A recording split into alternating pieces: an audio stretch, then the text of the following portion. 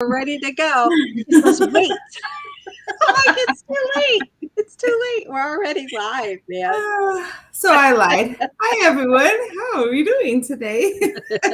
Hi, welcome to the Fempreneur True Confessions podcast. So we were just discussing a little bit ago about the fact that I think we're on Groundhog Monday. And so welcome to the full moon, the Groundhog Day, whatever this day is looking like for you. Yes. Definitely. Laura, introduce yourself. Don't forget to introduce yourself. Oh, I am Lora, and I am the owner of ODAA Virtual Assistant Agency. And we're here to help small businesses that really just are in growth and needing to delegate out their work and figure out who's going to help them so they can learn to love their business again. Leading with strategy and support and the ability to just really help and really relieve the stress that a lot of business owners are going through. So that is what we are Awesome. here for. Yes. And I'm Angelic. And you did your bio, so I'm going to do a little bit of mine. I'm with Lady Powerhouse Solutions, and we are a small but mighty company that basically our tagline is we support women on fire. We do project and event management and kind of anything that has to do with business operations and going to the next level, which requires you to have more systems and processes and things like that. So that's what we do. And together, we're Fempreneur True Confessions podcast. And our mission is to empower women in business and in life to live authentically, support each other instead of competing with each other, to model this authenticity through our business and personal relationships, and empower the women to do the same. We want to normalize what we struggle with in being female entrepreneurs, share the lessons we've learned. The goal is to lift each other up, to lift other women up, not to tear them down, and to normalize what it looks like when women succeeded at supporting each other. And that's what our podcast is about. We're trying to build, maintain, and grow a sisterhood that believes in an abundance mindset and helping each other rise to our highest potential. So that's what Fempreneur True Confessions podcast is all about. And today we're talking about fempreneurs, female entrepreneurs, and being a digital nomad, because what kind of spurred this conversation was last week we had this awesome guest. Yes. And she is a digital nomad. And I'm blanking on her name right now. Jess Jorgensen. Thank you. She was awesome and had so much fun chatting with her and talking about her nomadic lifestyle. They live full time, they RV full time. So that was really cool. Yeah. So it just got me thinking about, well, maybe some people don't know what a digital nomad is. So for those of you who don't know, a digital nomad basically is just someone who travels and support themselves online while nomading around the globe. And what's really cool, I did a little bit of research in preparation for this because I kind of knew, like, earlier this year, well, my plan at the beginning of the year was to go 6 months full-time travel, and was going to see all the clients that I have that I'd never met in person, and then on the way stop and see family and friends and schmooze new clients and that kind of thing around the United States. And my hope was to go into Canada, because that's one of the things on my bucket list is to see Banff. But unfortunately, that did not happen, and I can't talk about it because there's a legal case. So I'm really limited at what I can say. But anyway, I started doing a little bit of research, and it was really interesting because women are actually leading the way right now with being a digital nomad. So digital nomads commonly are portrayed as men, right? But there's a survey that was done by Flexjobs, never heard of it, but evidently they did a survey and found that the opposite is true, and that 70% of digital nomads identify as female. And I just thought that was so interesting. Absolutely. Because you don't think about that. When you think of more the digital nomad back in the day, you think of the salesman that's been traveling and leaving their family and home. So they are kind of that digital nomad, but their family and home base is at home. And Yeah, because they always come home. changed. Yeah, it's completely Yeah. changed. Or over the road truck drivers, where they really are on the road the majority of the time. And then there's always, I used to have a neighbor, her husband was, he serviced, I think, the restaurants and like truck stops and things like that. And he was on the road a lot too. But yeah, so in our mind, we think, oh, that most digital nomads are guys. Well, but they're not. 70% are women. And so then it got me to wondering, like, how many really are there? So currently, there's over 35 million digital nomads worldwide as of 2022, according to the research that I found out on the interwebs. And I looked through, I was telling you earlier, I was looking through a ton of like articles and things that have been published this year. And there's a lot of them, but I tried to stick with the most current. And so there was a couple that I pulled a lot of these statistics from. We'll share those in the show notes so you can go and look at them or Google them yourself, Yeah. But that's worldwide. But in the United States alone, there's 15.5 million digital nomads, which means that the US digital nomads make up the vast majority of the nomadic population. And this is huge because back in 2019, there were only 7.3 million Americans that identified as digital nomads. So between, let's say, the beginning of the pandemic, right, or pre-pandemic, 2019, until 2022, that number has doubled. Yeah. It's actually more than doubled. Yeah. I think it kind of makes sense in how you see things. One, we finally all got to go home and go remote, which I know in the business I was in, I used to beg all the time, can we just go remote? Like there's got to be a way for us to all go home, right? Yeah. And kind of being forced into that. But also looking at a lot of jobs that were normally men, sales, trucking, transportation,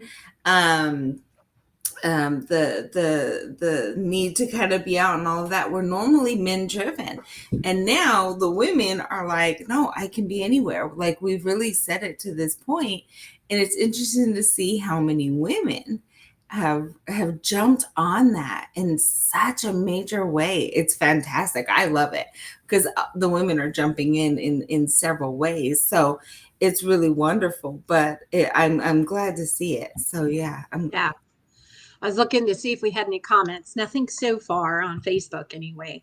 We have one here. So Linda Thomas put in here that she too is a full-time nomad. Yes, that's right. That's right. Yeah, she's full-time RVer. Or Thompson. Sorry, Linda Thompson. Cool. I'm glad you can see those comments. You keep an eye on those. So, and the way the numbers went, 2018, we had 4.8 digital nomads in the US. These are US numbers. 2019 was 7.3. In 2020, it was 10.9. In 2021, I'm guessing by the end of the year, it was 15.5. So between 2019 and 2020, the digital nomad movement grew by 49%. So that's pretty significant. So then that begs the question, why?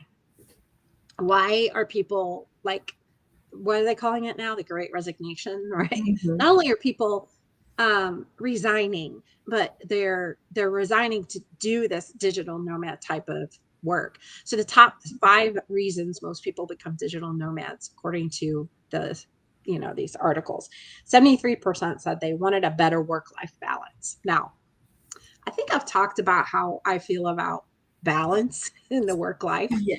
And it's a lie. And there's no such thing. There's this thing called alignment that I totally agree with, but saying that there's a balance between work and life, especially as a digital nomad. Not really, but you can align them. And Jess really touched on that last week when she talked about her situation and how they work. And so I think that, for me, it's about alignment. 68% said they love the freedom of the lifestyle. Again, alignment. 55% said they just love to travel. That's me. I just love to travel. 43% said they wanted to avoid office politics. I'm also on that bandwagon. I am on that bandwagon. I know you are. I know you are. 37% said they had a desire to explore other cultures, but most interesting, the top two had to do with the freedom work-life balance and the flexibility to choose what you want. So that, what is it? Autonomy, right? Yeah. That most people value. Absolutely. Demographics. So the average age, I thought this was interesting. Average age of a digital nomad is 32 years old. Now, I find that really interesting, but also a little bit of a juxtaposition, because for a lot of the people that are going into business for themselves, they're women in their 40s and 50s. So I'm not real sure about that number, right? But that's what they're saying. The average age is 32. Most people start their digital nomad journey at 29. Ironically, the average age of burnout is 32. That's interesting. That's the age where most people start to feel the negative effects of corporate work-life balance. They start to feel it at 29, and then they get to burnout within 3 years at 32, the average, right? Now, 30 to 39, 47% of digital nomads are between 30 and 39. 19% are between 50 and 59. And then 16% are between 40 and 49, 14% between 20 and 29. And then 3% between 60 and 69, and 1% are 70 and above. So I still feel like there's a little bit, I think the 40 to 60 range is almost as much as the 30 to 39 range. What's interesting, because they're not off by that many numbers, but I find it interesting that the 40s are still kind of stuck in maybe not. I think they're more in that world of, we're paying off things. We're still in that world of, this is where your mortgage are. Your kids are still a little bit younger. Do I really want to be locked up with my kids traveling the country, that kind of thing? With 50, now that's not the right attitude. Locked up with your kids. That's not the right attitude, Laura. I love it. My kid was great. Like during the pandemic, everyone around me was complaining about their kids, and I'm like, I must have a freakishly different kind of teenager, because we had no problem living together. Now, to be fair, my husband and I met each other at work. Our desk for the first 10 years of us being together was literally like 10 feet apart. So we worked at work, we worked at home, we were just talking about, we would be fishing all the time. We spent our first 10 years of our marriage pretty much together all the time. And my son included in that, minus work, right? So we got used to being together. So the pandemic, and we had just moved to Oklahoma, so we didn't really know anyone when the pandemic hit either. So it really was just us, and we're so used to it. But what I did realize is we are a kind of a freak of nature family when it comes to that, because so many people that I was talking to during that time were like, if I don't get a break or a breath, if I can't escape my house, like it was just those moments, and I would just giggle because I'm like, I'm so not going through that.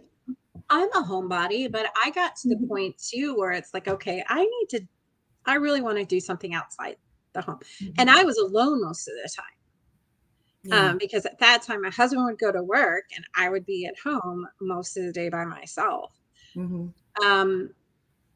So yeah, but even then, after it quote unquote opened up a little bit, I went outside part-time job because I was like, I really want to just get out of the house and talk to people, and have some adult conversation. Not that we don't get to interact with adults, with our clients and our team members, and sales calls and power partner calls and things like that. But it's just not quite the same as doing it in person. Yeah. And that's what I was missing. It's doing the live interaction, live and in person interaction. Yeah. But it's funny you talk about marriage, because the marital status, the majority of digital nomads, 66%, say they're single. 31% of married digital nomads travel with their partners full time. So that leaves a small number of people who aren't in, either are married but don't travel with their partner. That's what it sounds like to me. Yeah. Kind of like that 66%. traditional, somebody will leave the house and works outside of the home, traveling and that kind of thing. And then the main home and base camp, probably the spouse is out with the kids and that kind of thing, which I could see more in that 40 to 50 range, because they still have a lot of those people in that age range still have kids at home that they may not want to travel with. Yeah, and Jess, like Jess from last week, our guest from last week, Jess Jorgensen, she's married. She travels with her husband, and they both work from their RV full time. So her kids are grown as well, Yeah, exactly. Yeah. And mine are too, right? We do have a couple of comments as well. Patricia joined us. Hi, Patricia. Which one? Bjork. Okay. And she said, well, what I made it, it is about, like why we do it and stuff, having more control rather than balance. So she was commenting on the balance. Where are you seeing the comments? Drama mama, huh? In YouTube or Facebook? This is coming on the live, on the restream comments. Where is it? I don't see it. You'll have to show me when we get done. Anyway. Okay. And then Linda said she's more than twice the average age. So, I see it now. I see it. Okay, awesome. Hi, you guys. Okay, cool. Now I see the comments. So the other interesting, there were a couple of other statistics as far as demographics. So education. I thought this was really cool. 54% have a bachelor's, 33% have a master's, 3% have a PhD. The other 10% have a high school education. Yeah. And then the employed versus self-employed. Now we don't think about that because we're self-employed. So we just assume all digital nomads are self-employed, but they're not. So it looks like 35% are employed by a company, a corporation, and the other 46% are self-employed. The other 19% are other. I'm not sure what that means. If you're not self-employed and you're not employed, does that mean you're unemployed? Unemployable. Maybe. I don't know. That's how I feel. I feel unemployable at this point. Or off the grid, like they're just living on the land, which works too. I think that's a job, though. Living off the land is a job. So it's a task to do. So. Yeah. Cool. I love it. I find it interesting that the bachelor's and master's degree. Yes. I think the education costs so much. Patricia says maybe seasonal, maybe. Yeah. I see that could be like teachers. Teachers, they have the summer off. They could be, digital nomads in the summer. Yeah. Maybe. I don't know. I love that. Good thought, though.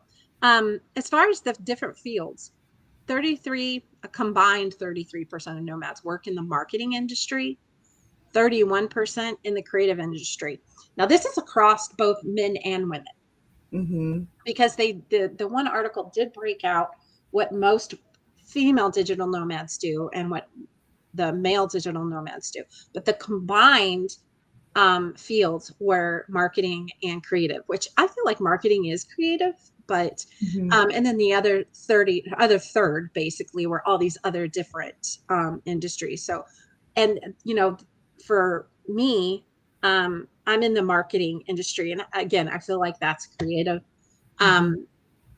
Part of what I do is marketing, but most of what I do is like back office operations type of stuff. Mm-hmm. Average salary. Let's get into money, shall we? Talk about money. We always like money. Yes. So the median salary of a digital nomad is 85 a year. The average salary is $120,512 per year. So I guess I should have looked up the difference, the official difference between average and median. So average is where you take all of them and average them all out. Mm-hmm. Median is where the majority of people fall. Does that make sense? Yeah, it So does to me. I would say that the majority of people are in that under 100K mark versus the over 100K mark. But I like that the average is over. But if you think about that, and we're thinking about employed and unemployed,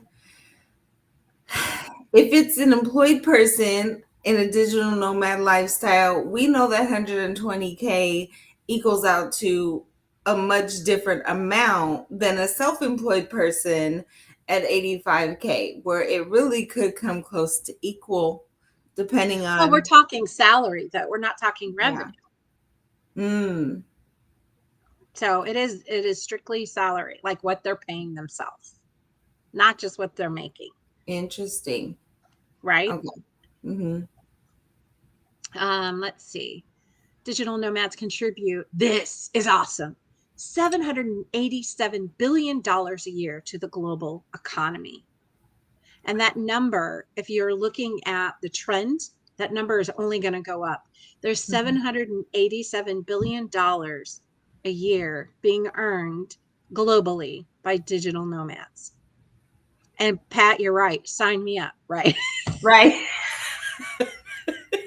Pat is in the comments like, sign me up. $787 billion a year in global economy. Now that's the number you're talking about. That sounds really super high, but that isn't what they're bringing home, right? Right. That's what, and a lot of this is business to business, probably. That's probably what they're, spending with each other and not necessarily a bring home salary, but just thinking about that number, even if 50% of that was salary across how many people?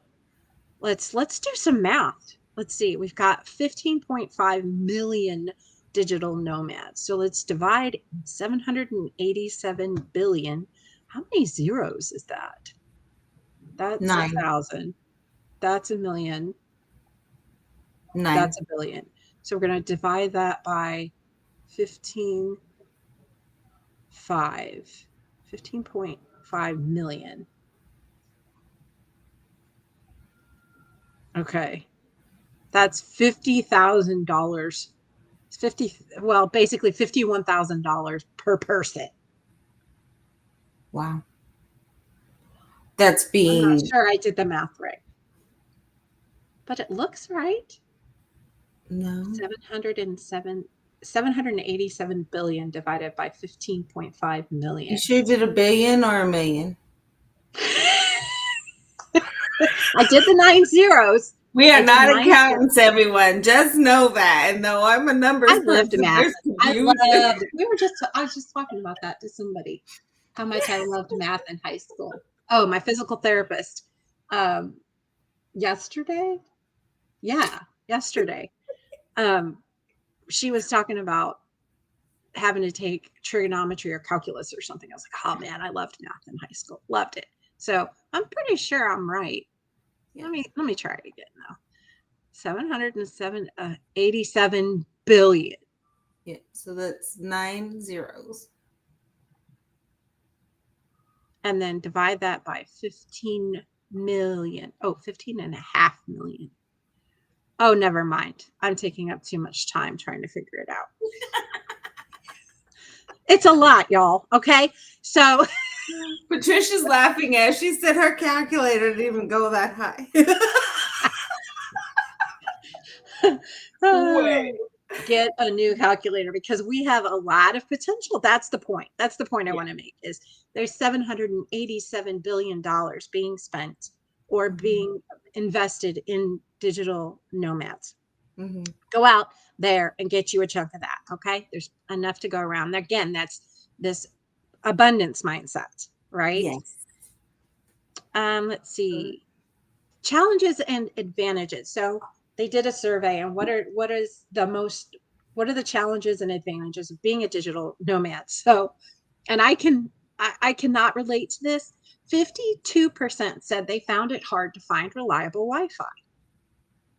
In 2022? Really? Well, can I plug Um, in for Jess then? And don't forget that that's literally her business. So she's a right? digital nomad who deals with your Wi-Fi. So when we were discussing it last week, that was the challenge she overcame. And, and made it a business. That's, her going out and being like, this Yeah, is my and I really problem. like This is my business. their the way they do it. Like they have the different data streams and the different Mhm. types of Wi-Fi connections so that no matter where you are, you got something. Yeah. Yeah. So I really like that. The other, let's see, finding a good place to work, 42%. Really? I wouldn't see that either. Like, if you can literally have the world at your fingertips and have any place you'd want to be, and you can really be able to have Wi-Fi in just about anywhere. I Location matters. Look, Pat says oh location matters if you don't have the right equipment. Yeah. yeah, So Linda, thank you. She did do the yeah, math. It's she did. $50,645.16 per 15 million persons. Not Mm-hmm. not like each. Mm-hmm. That's So crazy. yeah. Um, I all mean, right. So networking let's that throws me off too because 35% said they have trouble networking. and I network like crazy virtually. Like there's just nowhere. I mean, if you're obviously going to be a virtual business by at that point in some form or fashion, and virtual networking it's skyrocketed. And as people are going back to in person, it's staying high. It is dropping a bit, it looks like, but for the most part, it's well over what it was before COVID. So I find that interesting as well as a challenge because I've had zero challenges of virtual and I stay home, but virtual. Well, and so if they're saying these are their biggest challenges are finding reliable Wi-Fi, finding a good place to work, and networking. Then really that's not bad. No. I mean, if you think about all of the other challenges we have, the lack of autonomy, the lack of the office politics, if you're stuck in a quote Mhm. unquote 9 to 5 corporate desk job, right? Or even if it's a blue collar job, right? Um, Linda says our first consideration at every RV camp is our Wi-Fi connection since it is dependent on self-service.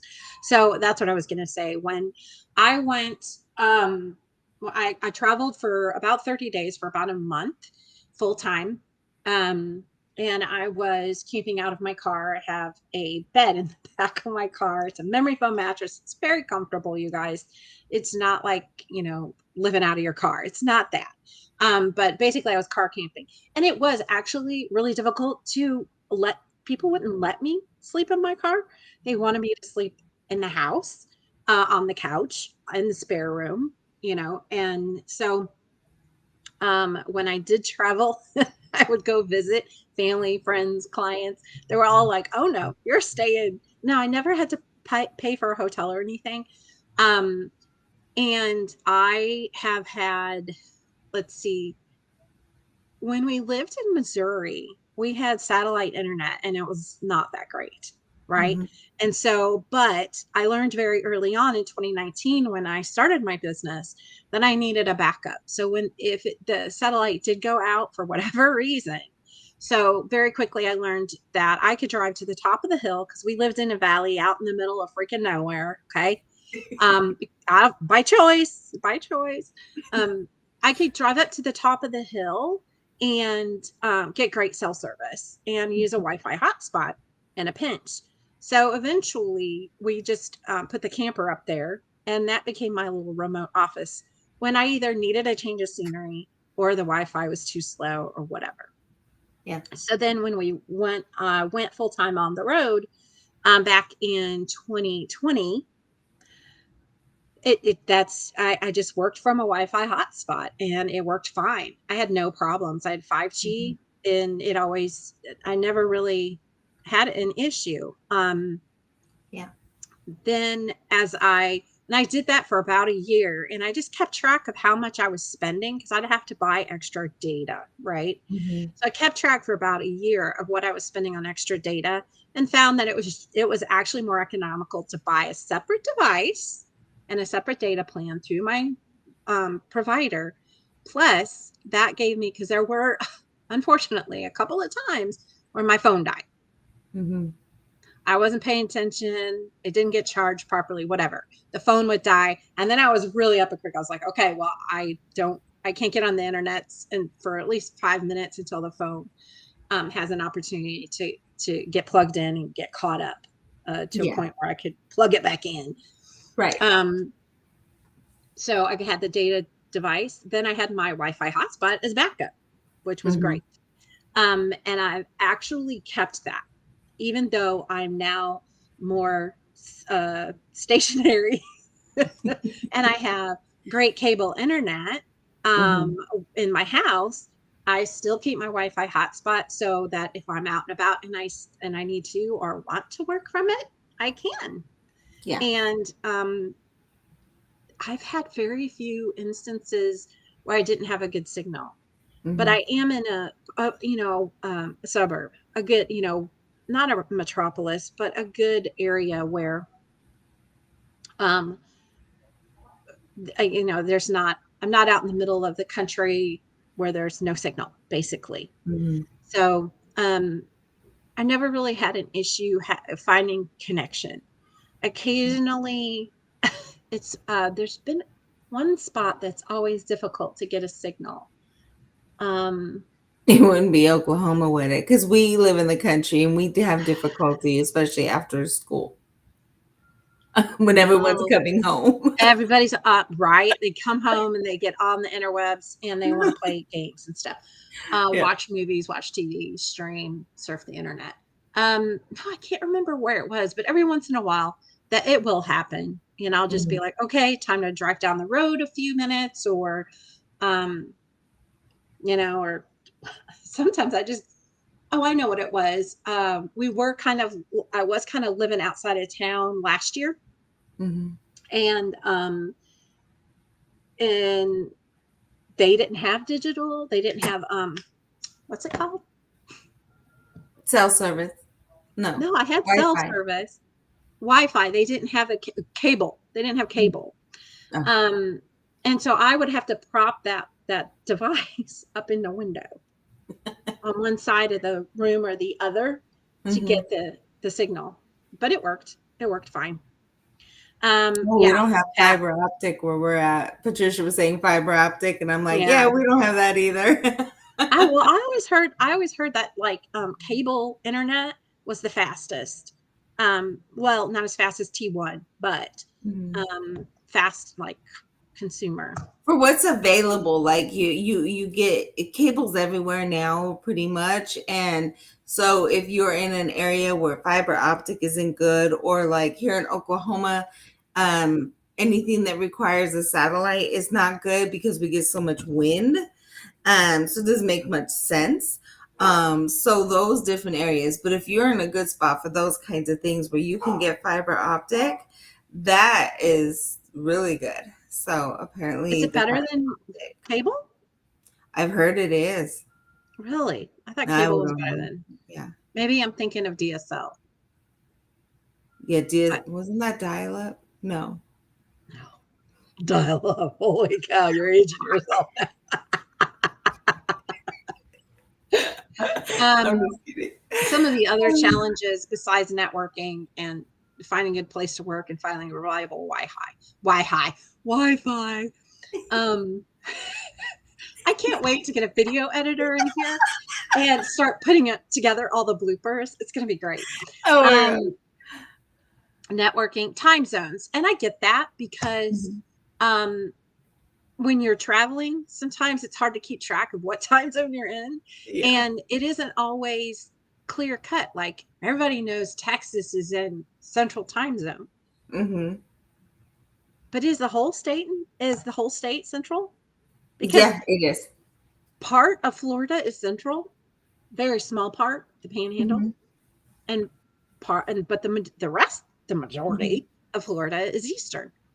For So when Arizona, where one part does time change and the other part the other doesn't, part like, doesn't, and I think is it Ohio is that way as well. There's some place in Ohio that is like that because but when I was working at the coaching firm, I dealt a lot with time zones, and not just in the U.S. but Hawaii, and yeah, it could be fun.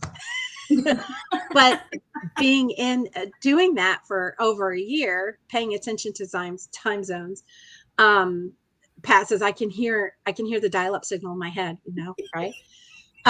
My kids used to say that was such a soothing sound to them, the sound of mhm.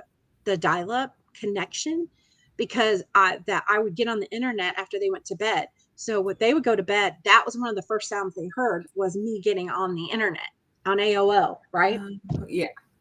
And that Woo, we made just me feel aged ourselves. yes, all those free CDs you get in the mail. Anyway, so time I can see how time zones could Mhm. be a challenge. Absolutely. And But then, yeah. Well, and even Linda, she made a couple comments about when they move the RV, they have to disassemble their workstations.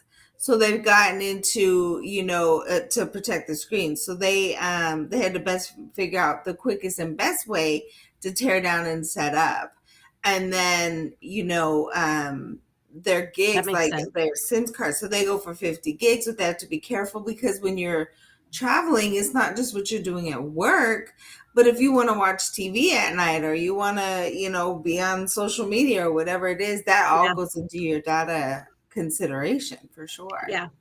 Yeah. I still wasn't going over 100 gig a month, even with what did I totally binged Witcher, and like in one weekend, like all the seasons. And I still didn't go over 100 gig that month, but 100 gig was like that's my data. That was the data plan that I mean, and I still have it. And I'm going Mhm. to keep it because for instance, when we had the hurricane here in Central Florida, Ian, um, I was set because in my car I had my my doohickey, the battery that you carry. I forget what it's Mhm. called now. Generator. No. It's not a generator.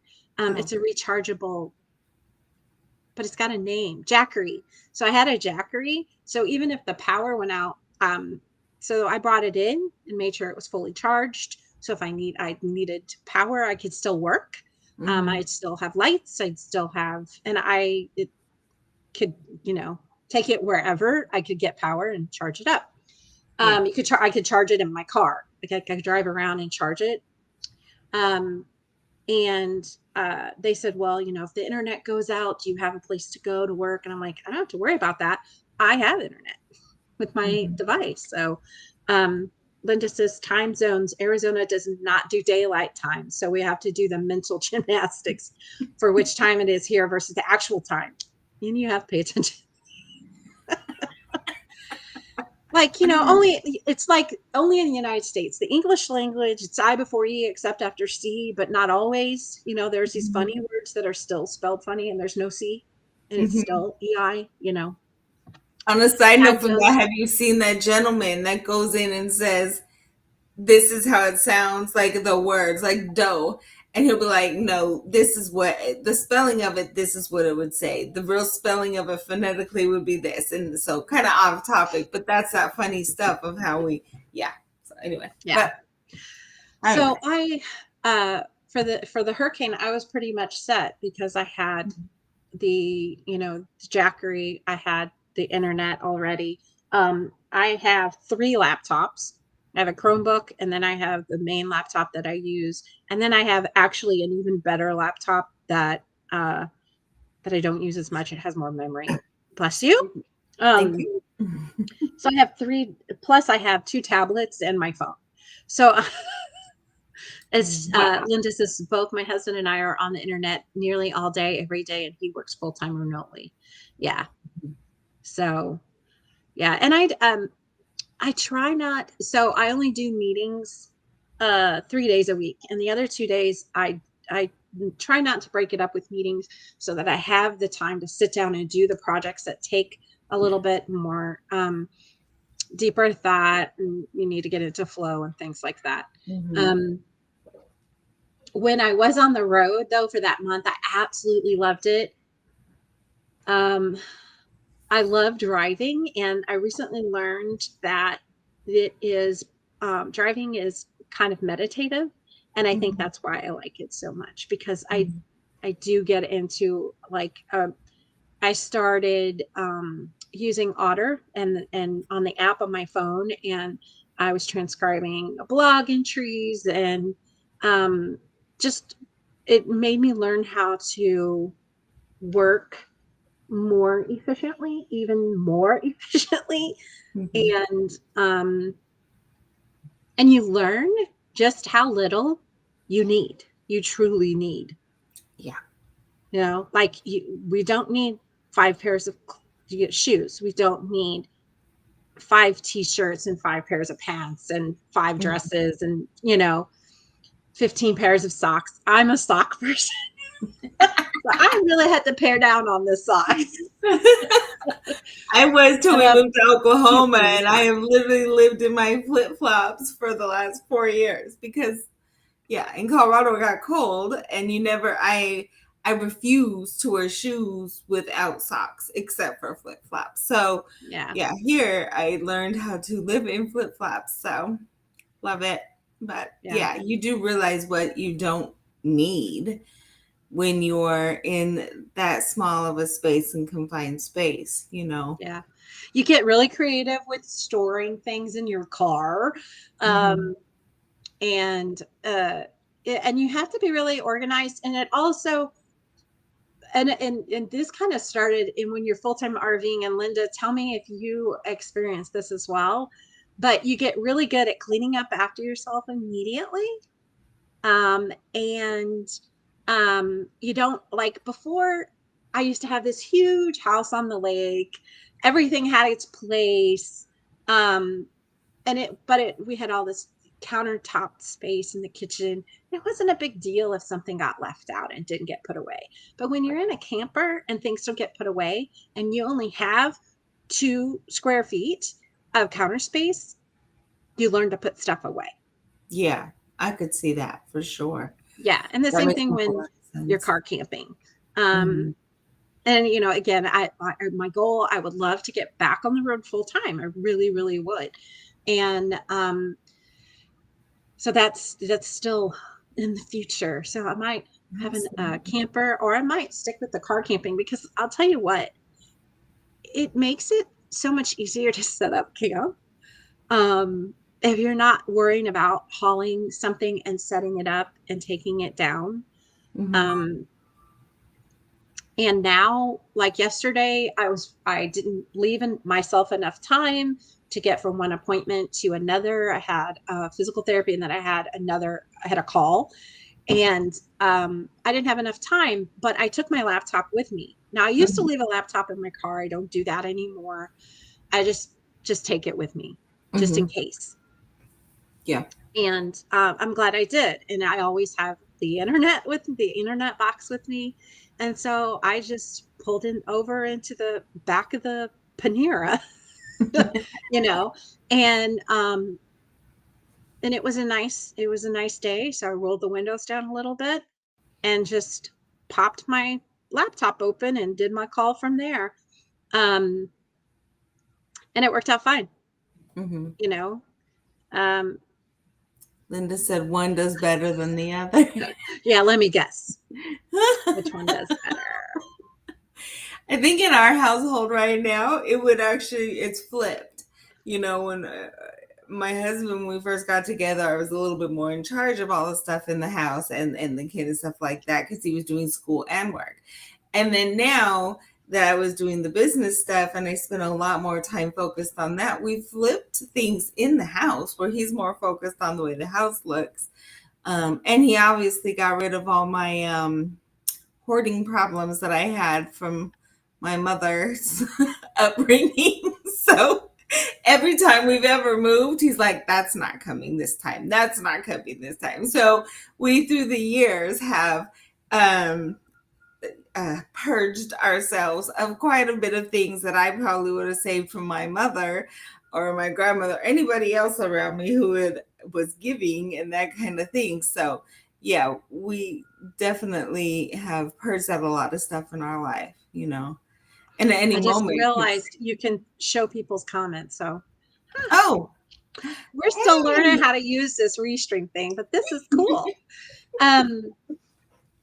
So that's about it. I would say if you guys have any questions, feel free to drop them in the comments. I love to answer questions about, living full-time on the road, traveling full-time, being a digital nomad.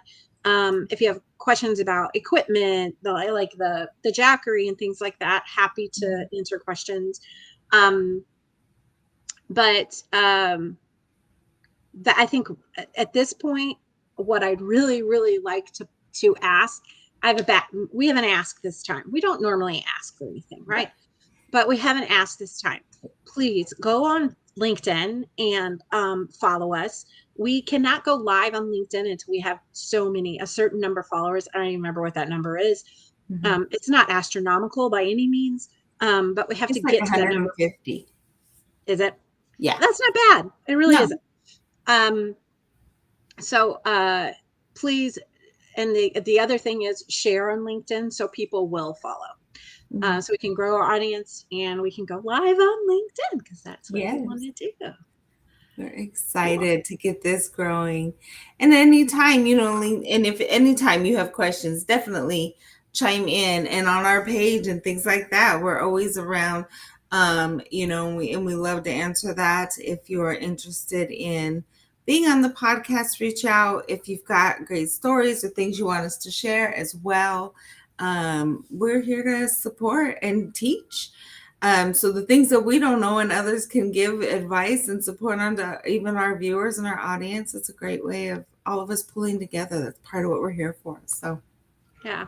Pat says we're preparing to go tiny home route next spring and we'll have a lot of the same issues. Yeah. Yes. Yeah, you will. Because that's basically like what it is, right? Being a tiny home. So, all right. Well, we're getting close to our time. Like we try to keep it around 45 minutes. So again, please go out on LinkedIn, follow, share, and thank you for joining us today, Linda and Pat. I think I saw somebody else too. And we will see you guys next week. Next week, our guest is Rachel Jinks. Remind me what she does. She is the brand boss, right? The brand boss. She's wonderful and she's spitfire. So you guys are really going to love her. She's all about authenticity and that you are your brand. So she brings a great message. I just love it. Awesome. All right. Looking forward to it. So we'll see you guys next week and we'll see you on LinkedIn. Thanks, guys. Bye. Thanks, everyone.